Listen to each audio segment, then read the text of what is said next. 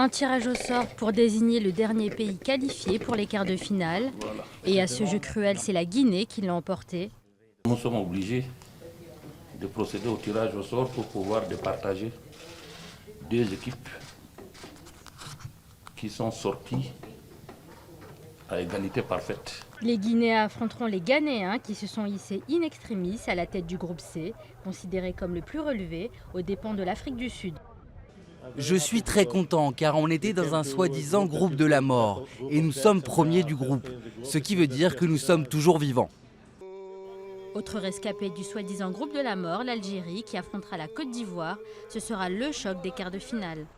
Les hommes de Christian Gourcuff se savaient très attendus après leur 8e de finale au dernier mondial. Après 2 premiers matchs en demi-teinte, les Fennecs ont arraché leur qualification en s'imposant 2-0 face au Sénégal, qui cette fois encore ne jouera pas l'écart. On avance, on a une équipe en tout cas qui a fait preuve de beaucoup de générosité, beaucoup d'engagement ce soir. Il faut rendre mérite aux joueurs de s'être dépouillés pour aller chercher la victoire. Très attendue aussi, la Côte d'Ivoire n'a pas brillé non plus en phase de poule, mais elle a rempli son contrat. Elle s'est qualifiée aux dépens du Cameroun et désormais les choses sérieuses peuvent commencer pour les joueurs d'Hervé Renard.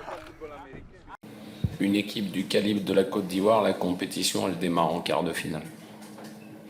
Parce que vous le savez très bien, avant c'est un échec. Pour le Congo de Claude Leroy, en revanche, cette CAN est d'ores et déjà une réussite. Les Diables Rouges accèdent à la phase finale pour la première fois depuis 23 ans, avec un quart de finale fratricide face à la RD Congo. Et la qualification encore plus inattendue, celle du pays hôte, la modeste Guinée équatoriale a décroché son ticket en sortant le Gabon d'Aubameyang. Face à la Tunisie, elle n'aura rien à perdre. On doit continuer à renforcer nos capacités pour que ce quart de finale se passe comme les 3 premiers matchs.